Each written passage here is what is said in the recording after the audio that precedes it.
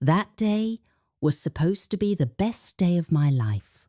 I had dreamed about it for years, every detail of it. Opening a warm, inviting little cafe where people could relax, laugh and share, moments had always been my goal. After years of saving, planning and perfecting my vision, that dream was finally coming to life. I woke up early, more excited than I'd ever been. The morning light streamed through my window as I caught my reflection in the mirror. My brown eyes sparkled with the joy of someone about to see their hard work pay off. I could almost hear my mum's voice saying, "Elena, I'm so proud of you," but that voice only lived in my memories now. My dad, George, was downstairs when I came out of my room. He was just as excited as I was, if not more. "Today's your day, Elena," he said, beaming at me. "Everything's going to be perfect." He'd always been my biggest supporter, and his faith in me kept me going when the dream seemed out of reach. Today wasn't just about the cafe. It was about sharing this achievement with the people I loved. Victor, my dad's best friend, was also a big part of the day. He'd been in our lives for as long as I could remember. Victor was 5 years younger than my dad, sharp-dressed and always full of jokes. He had a knack for making people laugh, and he called me Star as a playful nickname. "Star, today's your shining moment," he told me that morning with his signature grin. I chose a bold outfit for the occasion, a deep blue dress with off-the-shoulder sleeves. It wasn't just a dress, it was a statement. If my mum had been alive, I knew she would have loved it. Just thinking about her made my eyes sting with tears, but I quickly brushed those feelings aside. Today wasn't for sadness, it was for celebrating.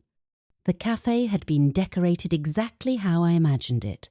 Warm lights, soft music, and the comforting aroma of freshly brewed coffee filled the space.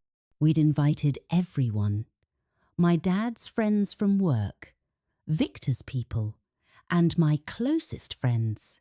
As the time for the grand opening approached, my excitement bubbled over, but so did a strange feeling of unease. By the time we arrived at the cafe, the place was already buzzing with life. Victor stood by the entrance, dressed sharply, as always. "You're glowing, Star," he said warmly as I walked in.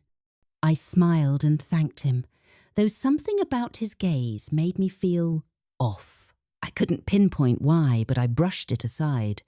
The evening flew by in a whirlwind of laughter, compliments, and clinking glasses. People admired the decor, the cosy atmosphere, and the little personal touches I had worked so hard to add. Seeing everyone enjoy themselves made my heart swell with pride. Still, that strange feeling lingered. Every now and then, I'd catch Victor watching me, his smile warm, but his gaze lingering just a little too long. I reminded myself that Victor had always been part of our family, someone I trusted. Maybe just overwhelmed by everything happening around me. As the music picked up, I walked through the crowd, thanking guests for coming. Compliments about the cafe poured in, and I could see my dad beaming with pride from across the room. I wanted to savour every moment. But as the night wore on, I couldn't ignore the way Victor's demeanour seemed different. I decided to clear my head and grabbed a glass of water from the counter. As I turned to head back to the crowd, I felt someone standing close behind me. It was Victor. "You've really outdone yourself, Elena," he said softly, his tone lower than usual. His smile was warm, but the intensity in his eyes made me uneasy. I managed a polite "thank you," keeping my tone light. As the evening wound down, Victor took the microphone to address the crowd. "Thank you all for being here to celebrate Elena's amazing achievement," he began, his voice as confident and friendly as always. But why let the fun stop here? Let's keep the celebration going at my place. The crowd erupted into cheers. My dad gave an enthusiastic nod of approval. "That's a great idea, Victor," he said, looking over at me. "What do you think, Elena?" I hesitated. Something about the idea made me uncomfortable, but with so many people cheering and my dad so excited, I felt like I had no choice. "Sure," I said, forcing a smile. We all piled into cars and headed to Victor's villa.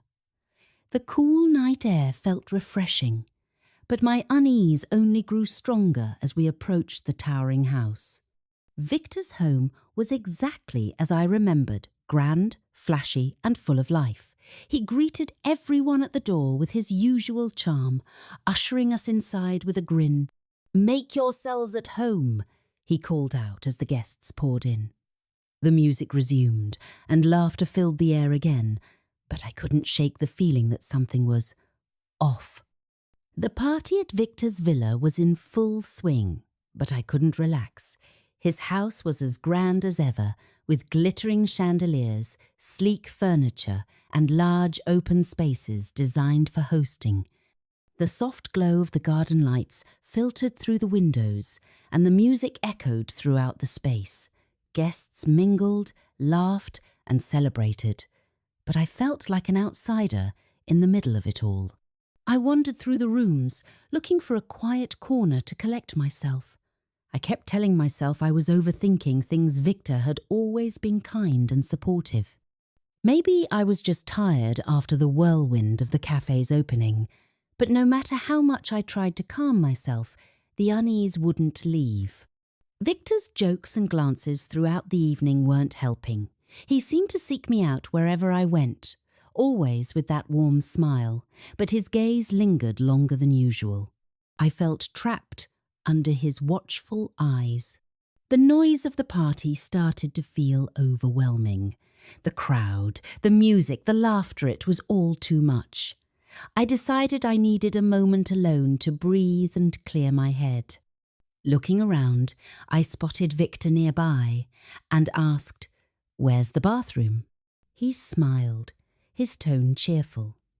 "The downstairs one's full, but the one upstairs is private. You'll have all the quiet you need up there. First door on the left." His friendliness seemed genuine, but something about the way he said private made me hesitate. I thanked him and climbed the stairs, hoping the quiet space would help me feel more grounded. The upstairs bathroom was just as elegant as the rest of the villa, with marble countertops, a large mirror, and soft lighting. I closed the door behind me and leaned against it, letting out a breath I hadn't realized I was holding. Splashing some cold water on my face, I tried to shake the tension from my body. It was just a party, I told myself. Everyone was here to celebrate me and my cafe. I should be happy, not consumed by this strange anxiety. As I stood at the sink, lost in my thoughts, I heard the faint creak of the door behind me. My stomach sank as I turned to see Victor standing there. "Victor," I said, my voice faltering, "what are you doing here?" He smiled, stepping into the room. "Just wanted to check on you," he said, his tone calm and steady. "You looked a little overwhelmed earlier. Everything okay?" I forced a polite smile, trying to mask my discomfort. "I'm fine. Just needed a moment to myself. Thanks for checking in." But he didn't leave. Instead, he leaned casually against the doorframe, blocking the exit. "You've done an amazing job today, Elena," he said, his voice soft. "I hope you know how proud I am of you." "Thank you," I said, inching slightly toward the door. "It means a lot." His smile didn't waver, but his gaze grew more intense. "You've grown into such an incredible woman," he said, his tone carrying an edge I couldn't quite place. Alarm bells rang in my head, but I tried to stay composed. "Victor, I really need to get back to the party," I said, keeping my voice steady. For a moment, the tension in the room felt suffocating. But just as quickly as it had escalated, Victor stepped aside, his smile returning to its usual warmth. "Of course," he said. "I'll see you downstairs." I hurried out of the bathroom, my heart pounding. Back downstairs, I sought out my dad, needing the comfort of his presence. When I found him laughing with his friends, I felt a wave of relief wash over me. As the night wound down, I stayed close to my dad, avoiding Victor as much as possible. The unease lingered, but I focused on what mattered most, celebrating my dream and the people who had supported me along the way. That night marked a turning point for me. While it had begun as a celebration of my hard work, it ended as a reminder to trust my instincts and set boundaries.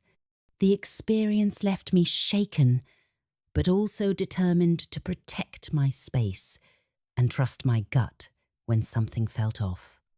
Looking back, I realized that dreams, no matter how bright, could sometimes cast shadows. But those shadows didn't define me. I had worked too hard to let fear take away the joy of what I'd accomplished. And so, as the sun rose the next morning, I vowed to move forward, not just as the owner of a cafe, but as someone who would stand firm in the face of discomfort, no matter how challenging it might be.